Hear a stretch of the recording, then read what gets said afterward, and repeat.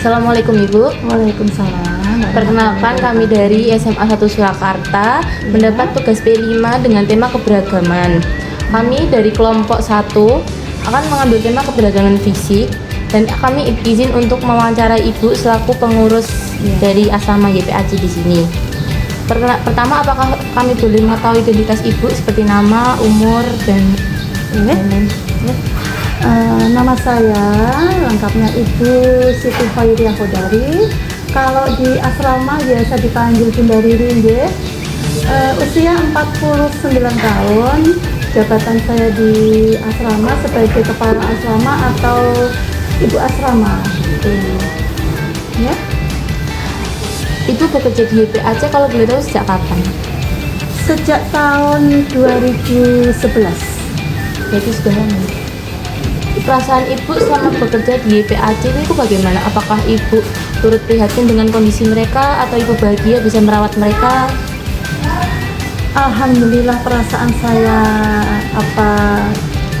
merawat anak-anak di sini itu banyak suka dan dukanya. Kalau disuka sama duka lebih banyak sukanya. Perasaan di sini saya pribadi bekerja di sini mendampingi pendamping untuk anak-anak itu luar biasa, karena di sini kita belajar bersyukur. Jadi saya datang ke sini bukan dengan kondisi saya sudah punya kesabaran, bukan. Tapi justru saya belajar sabar dari mereka, belajar dari orang tuanya mereka yang luar biasa sabarnya. Di sini saya terbentuk pelan-pelan berusaha sabar dengan mereka, otomatis membentuk karakter saya berusaha lebih sabar dan itu mempengaruhi untuk keseharian saya juga. Menurut Ibu, keterbatasan mereka niku dari pandangan Ibu ya, niku sebagai penghalang bagi mereka atau malah sebagai pendukung untuk mereka?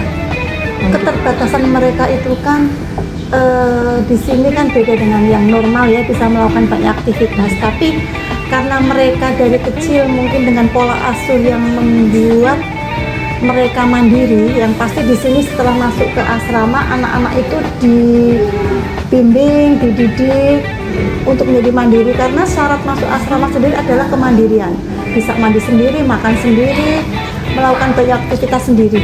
Nah itu otomatis tidak menjadi penghalang mereka untuk melakukan kegiatan sehari-hari. Ya mungkin berbeda dengan yang normal ya, karena yang normal itu kan mereka bisa melakukan lebih dari anak-anak disabilitas untuk aktivitasnya. Menurut Ibu, perbedaan di antara mereka seperti perbedaan budaya, perbedaan latar belakang niku menjadi penghalang bagi mereka atau malah menambah mereka biar semakin dekat niku? Perbedaan budaya yang di asrama, karena mereka datang dari berbagai macam latar ya, belakang budaya dan perbedaan. Dengan mereka kumpul di asrama itu justru akan mereka belajar budaya masing-masing dari teman-temannya. Yang dari Jawa atau dari luar Jawa itu kan budaya yang berbeda. Nah itu mereka saling belajar.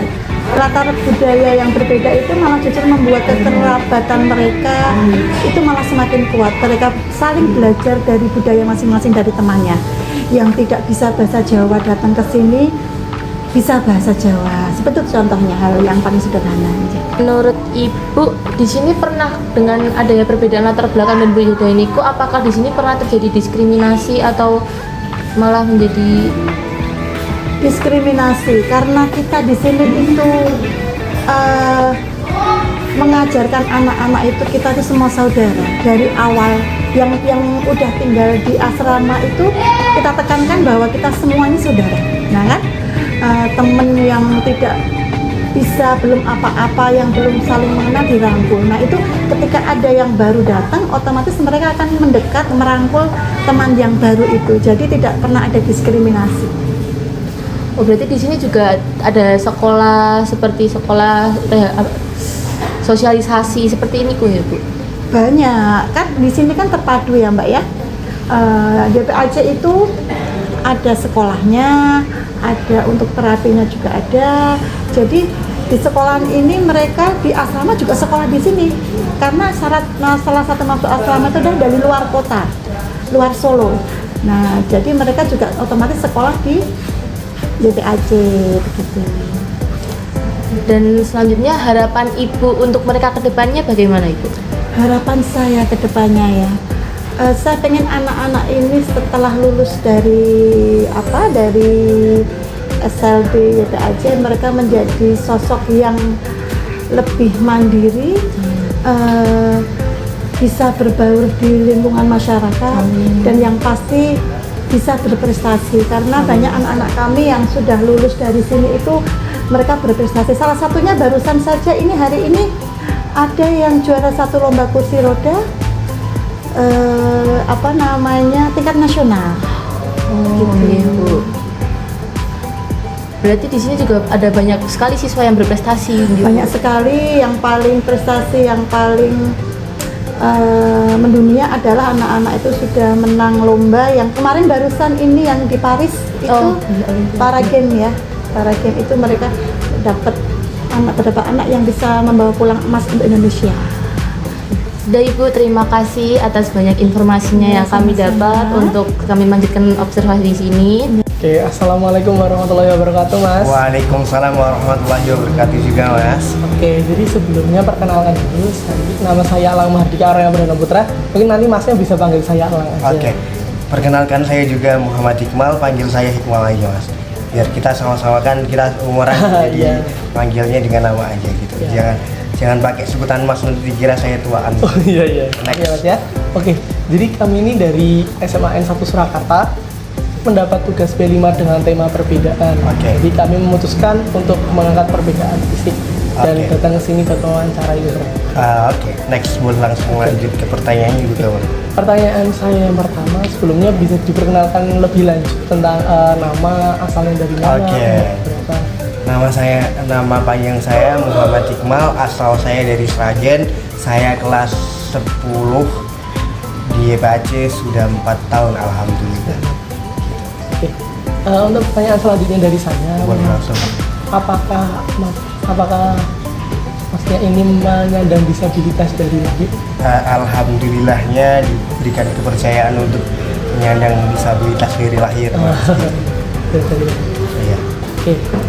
Untuk selanjutnya, Mas, bagaimana sih cara Mas itu memandang keterbatasan Mas?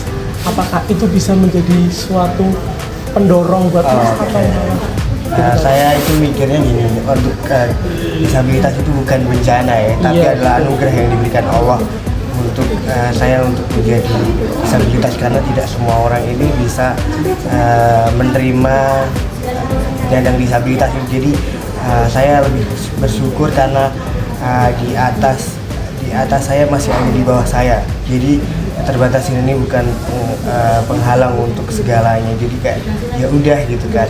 Toh kita juga hidup berdampingan, jadi bakal adanya disabilitas atau tidaknya tidak berpengaruh buat saya pribadi gitu. Oke, jadi mendengarkan Mas tadi, Masnya nggak terganggu sama sekali ya? Alhamdulillahnya mending dikasih penyandang disabilitas, jadi biar tahu bahwa ini ya jadi penyandang disabilitas bukan hanya orang-orang umum yang bisa merasakan gitu. Dan selanjutnya Mas kan tadi sudah 4 tahun di YPAC dan sekolah juga di YPAC kan. Kalau bertanya prestasi apa saja sih yang udah Mas dapat selama bersekolah? Kalau prestasi yang dilihat kayaknya belum ya. Dan alhamdulillahnya aku jadi asisten guru untuk juga program-program sekolah. Seperti alhamdulillahnya diangkat menjadi ketua OSIS di sini. Jadi di YPAC itu juga ada organisasi banyak. Alhamdulillahnya organisasi seperti anak normal pada umumnya. Tapi dalam tanda kutip organisasinya tidak 100% aktif, jadi kayak 50% dari kalian kayak 100% dan kita cuma 50% saja, tapi alhamdulillahnya aktif. Di YPAC ini sendiri kan dari mana-mana ya Mas? Mas itu sebagai penyandang disabilitas, apakah pernah mendapatkan diskriminasi dari anak-anak yang lain? Misalnya ada anak yang bisa berjalan gitu ya Mas ya? Pernah mendapatkan diskriminasi seperti itu? Pertanyaannya saya balik sekarang. Pertanyaannya pas sebelum di sini atau sesudah di sini diskriminasi itu? ketika selama sejak kecil apakah pernah mengalami diskriminasi? alhamdulillahnya diskriminasi itu tentunya ada, tidak semua diskriminasi itu tidak ada, tapi saya bisa menuntaskan diskriminasi itu dengan legowo, jadi kayak pasti ada, karena nggak mungkin kalau kita bilang kalau misal tidak ada diskriminasi nggak mungkin. Tapi aku mikir bahwa diskriminasi itu adalah pelengkap hidup kami. Jadi pemikiran Mas tadi itu gimana sih harapan Masnya itu untuk anak yang mengikuti dunia di sini? Oke, harapannya yang pertama memang aku kalau misal dibilang untuk harapan untuk teman-teman penyandang disabilitas seperti saya itu banyak. Yang pertama memang saya ingin bahwa penyandang disabilitas yang di luar sana maupun saya mendapatkan pendidikan yang layak gitu, dan pekerjaan yang layak dan aksesibilitas yang layak untuk kita dapatkan, karena memang kita itu untuk aksesibilitas untuk kayak ke mall, aksesibilitas ke swalayan dan lain sebagainya itu maaf agak kurang signifikan. Jadi saya minta untuk para kementerian dan perusahaan terkait, biasanya saya minta untuk disodorkan aksesibilitas, kayak misal ketemu dengan pejabat ini, tolong Pak ini diperbaiki, karena memang kita juga hidup Pak, bukan cuma jadi oposisi saja, kalau kita bilang kan oposisi. Ini memang banyak orang yang di sini gitu ya, dari warga sendiri ya. Oke. Di YPAC ini sendiri kan anak-anak dan mahasiswa ini kan dapat banyak fasilitas dari alhamdulillahnya seperti itu, tempat tinggal, makan di dari sini. Nah, menurut Masnya sendiri, apakah fasilitas di sini sudah cukup mumpuni untuk teman-teman dan Oke, karena pertanyaannya aku tidak tahu menjuru kemana, cuman pertanyaan yang fasilitasnya bagus, ya alhamdulillahnya seperti inilah Mas, bagusnya luar biasa. Karena memang kalau kita murka dengan fasilitas, kita bakal, kalau ditanya itu bakal kurang-kurang. Jadi kalau misal untuk saat ini alhamdulillahnya yang kita kelihatan pada saat ini, kita syukuri dulu aja. Jadi terima kasih ya Mas ya kesempatan itu aja untuk hari ini. Oh ternyata itu aja. Oke. Makasih ya Mas ya atas ketersediaannya buat menjawab. Sama-sama, nantinya kita kalau ada bantuan lagi boleh langsung hubungi Oh saya. iya, nanti saya hubungi lagi. Oke, boleh. Makasih ya Mas ya, sama teman-teman juga. Oke. Assalamualaikum. Waalaikumsalam warahmatullahi wabarakatuh. Assalamualaikum warahmatullahi wabarakatuh. Sebelumnya perkenalkan, nama saya Alamardia Arya Prakaputra. Saya dan teman-teman ini dari SMA N1 Surakarta mendapatkan tugas kelima dengan tema keberagaman. Dan saya dan teman-teman ingin mengangkat keberagaman itu sebagai tema. Dan mau ditanya saya dengan Ibu Widodo. Jadi ada beberapa hal yang kami tanyakan. Yang pertama, apakah pernah melihat secara langsung orang yang berkebutuhan fisik? Oh iya, ya karena saya lulusannya kesadaran pendidikan luar biasa, jadi di situ. Ya. Ya. Berarti itu perasaan terkait orang-orang yang seperti itu. Ya, karena itu memang kebutuhan khusus ya. Kita nggak meminta, tapi memang kita dari Tuhan. Jadi kita sebagai orang yang didiskriminasi, kita juga harus menerima dan mampu memberikan lingkungan yang cukup atau lingkungan yang baik yang mendukung untuk kaum disabilitas. Kita kan juga banyak perbedaan dengan mereka kan. Bagaimana sih sikap kita yang baik itu menghormati perbedaan kita dengan mereka? Oh ya, kalau menurut saya sih yang penting kita menyediakan ruang yang sama ya. Nanti tetap untuk mobilitas kan ada yang tidak berbeda-beda. Kalau kita mereka memiliki kompeten. Kita harus menganggap mereka itu sama seperti kita gitu ya. Bagaimana sih Mas, kalau lihat secara langsung ada orang yang karena keterbatasan fisiknya? Untuk tindakan-tindakan seperti itu memang harus dihindari ya, sebenarnya jangan, tapi kita harus merangkul kaum disabilitas. Indonesia kan sekarang juga banyak peraturan umum ya, kayak itu angkutan hidup apakah sudah memenuhi standar untuk penyandang disabilitas? Kalau menurut saya belum ya, karena belum ada akses khusus untuk kaum disabilitas, masih harus pakai alat-alat tertentu, jadi harus ditingkatkan untuk fasilitas bagi kaum disabilitas di transportasi. Terima kasih ya Bu ya untuk kesempatan hari ini. Terima kasih telah menjawab pertanyaan dari kami. Mohon maaf dari kami. Assalamualaikum warahmatullahi wabarakatuh. Terima kasih Ibu.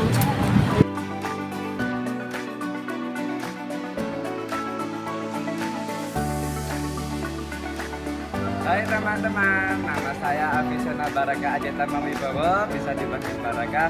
Saya sebagai kameramen dan editor dari kelompok 1. Terima kasih ya teman-teman sudah menonton videonya sampai selesai. Dadah.